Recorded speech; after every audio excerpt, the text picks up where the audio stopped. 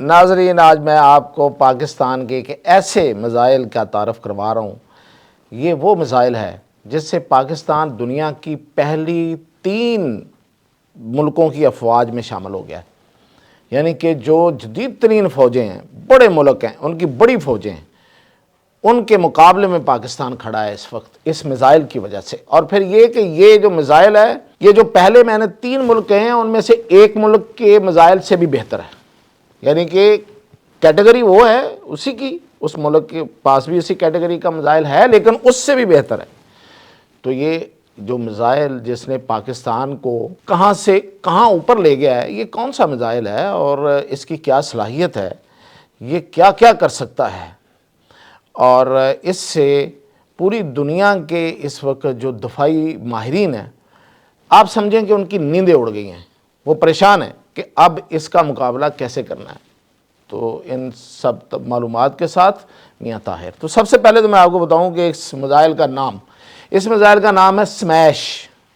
ویسے اس وقت جو سامنے آیا اس کا نام ہے سمیش 2۔ یہ جو میزائل ہے، اس کا تجربہ تو پاکستان نے 2025 میں کر لیا تھا، لیکن اس کی باقاعدہ نمائش اس وقت، یہ بھی بڑی ایک خاص بات ہے کہ نمائش جو ہے وہ سعودی عرب میں کی گئی ہے، پاکستان میں کرنے کی بجائے سعودی عرب میں کی گئی ہے۔ اور یہ بڑی اسٹریٹجک ایک آپ موو کہیں اس کو، کہ بجائے اس کے کہ ہم پاکستان میں رکھ کے اس میزائل کو دکھاتے، ہم نے سعودی عرب میں ہونے والی جو ڈیفنس نمائش ہے، دفاعی ساز و سامان کی ایک بڑی وہاں پوری دنیا کی نمائش لگی ہوئی ہے، جہاں پوری دنیا کا اسلحہ اکٹھا ہوا ہے اور لوگ دیکھ رہے ہیں اور خرید رہے ہیں، اس میں پاکستان اس میزائل کو لے کے گیا ہے، سمیش 2 کو۔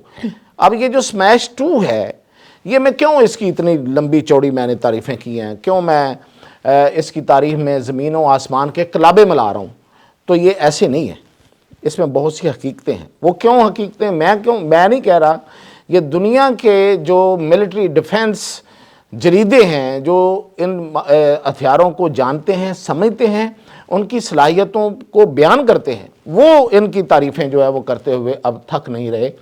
اور ماہرین جو ہیں، میں اس لیے کہہ رہا ہوں کہ انہوں نے ماہرین کو جب اس کی صلاحیتوں کا علم ہوا ہے تو اس لیے پریشان ہیں کہ دیکھیں، سب سے پہلے تو یہ ہائپر سونک میزائل ہے۔ تو ہائپر سونک میزائل تو شاید اور بھی بہت سے ملکوں کے پاس ہے، لیکن اس کی جو صلاحیت ہے وہ یہ ہے کہ یہ کوازی بیلسٹک ہے۔ کوازی بیلسٹک کیا ہوتا ہے؟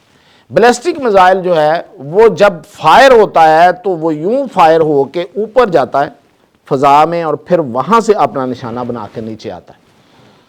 اسے کہتے ہیں پروجیکٹائل بنانا۔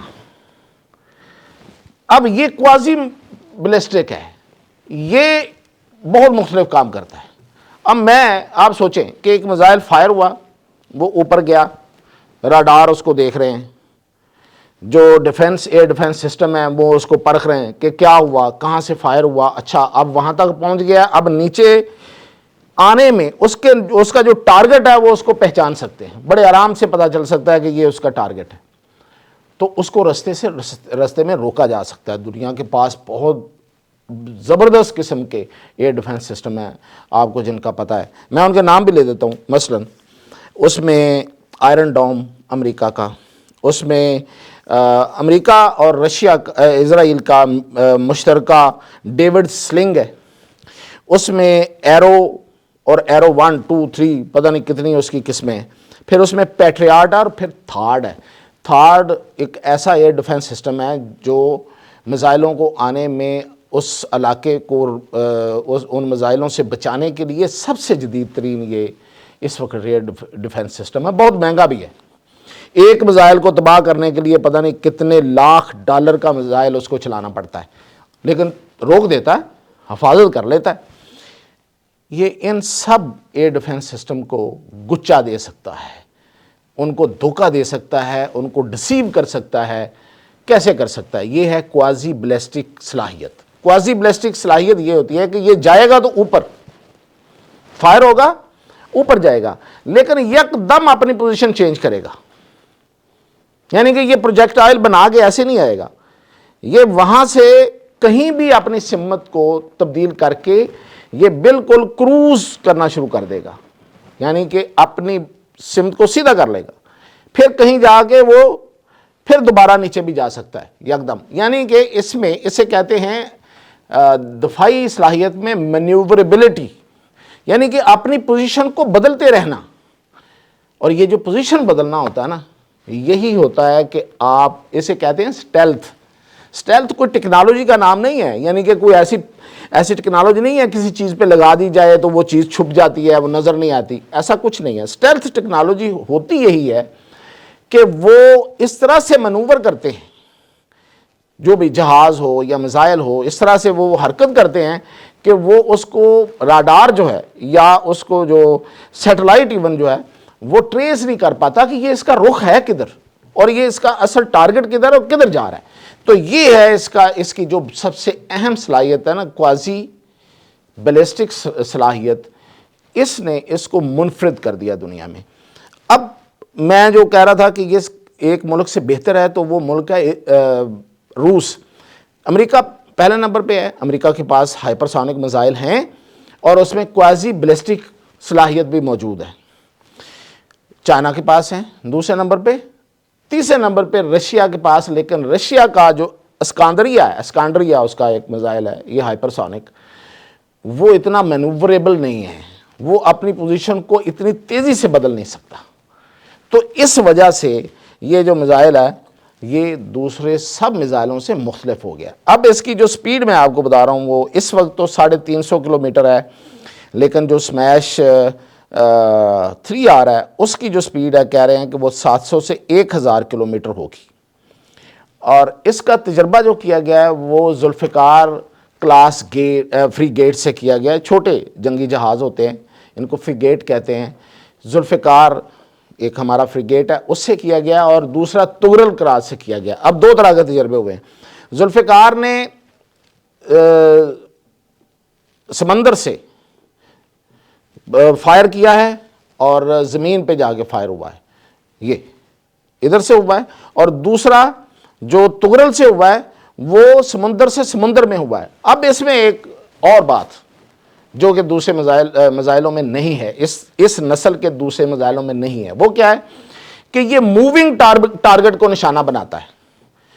یعنی کہ ایک تو ہے سٹیٹک، کوئی ایسا فکس ٹارگٹ ہے، اس کو اس نے جا کے نشانہ بنا دیا، اس نے تو ہلنا نہیں ہے، وہ پڑا ہوا ہے، وہ جو بھی ہے اس کو نشانہ بنایا.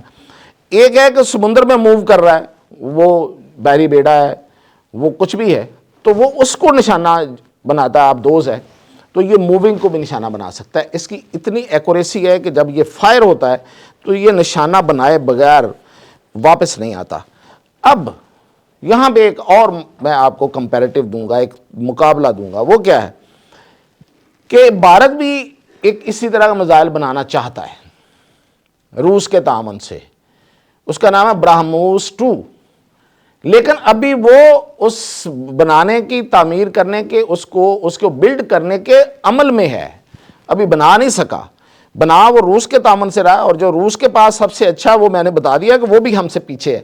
اب روس اگر اس کو تعاون اس کے ساتھ کر رہا ہے تو بن جائے گا کبھی. جب بنے گا تو اس کا مطلب یہ اسکندریہ سے بہتر تو نہیں ہوگا. اسکندریہ تو اس وقت ان کا سب سے اچھا میزائل ہے. تو یہ والا میزائل مطلب پاکستان کا جو میزائل ہے اس وقت یہ تیسرے نمبر پہ ہے امریکہ چین کے بعد. روس سے بہتر ہے، روس اس دوڑ میں ہے. اس لحاظ سے پاکستان کو یہ بہت بڑا ایج مل گیا ہے. اچھا، اب اس کا میں کچھ اور خصوصیات وہ یہ بتا رہا ہوں آپ کو کہ اس کی یہ اینٹی شپ میزائل اسے کہتے ہیں، اور اس یہ جو وار ہیڈ لے جا سکتا ہے، جو پے لوڈ اس کے اوپر لگایا جا سکتا ہے، یعنی کہ بارود لگا لیں یا مطلب ایٹم بم لگا لیں، کچھ بھی لگا لیں. تو اس کا جو وزن ہے وہ یہ ہے کہ جی 384 kg سمندر کے اندر کاروائی کے لیے، اور اگر یہ سمندر سے باہر خشکی پہ کاروائی کرے گا تو 444 kg یہ اٹھا کے تو اس کو فائر کر سکتا ہے. اب اس سے یہ ہوا ہے کہ عالمی سطح پہ جو میزائلوں کی جو دوڑ ہے اس میں پاکستان ایک بار پھر بہت آگے نکل گیا ہے.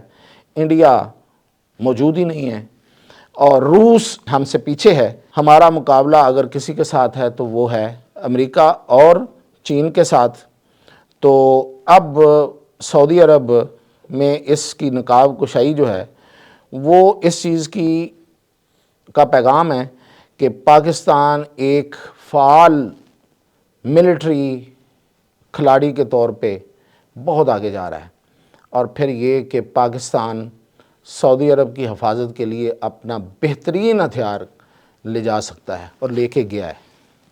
یہ ہے سب سے بڑا پیغام، اور یہ کس کو ہے؟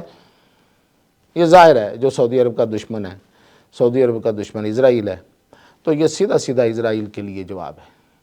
تو یہ ہے اصل میں جو اس کی اسٹریٹجک ریزن ہے کہ ہم نے وہاں جا کے اس کی نقاب کشائی کیوں کی، دنیا کو کیوں دکھایا کہ یہ اتنا اہم، کہیں اور بھی دکھا سکتے تھے، لیکن یہ ہم نے، آپ سمجھیں کہ اس میزائل کے یہ اپنے دوسرے گھر میں گیا ہے۔ پہلا گھر اس کا پاکستان ہے اور دوسرا گھر جو ہے وہ سعودی عرب ہے، اور ظاہر ہے کہ اس کے تحفظ کی تو ہم نے قسم اٹھائی ہے۔ تو یہ میزائل اس کی ضمانت ہے۔ اجازت دیجیے۔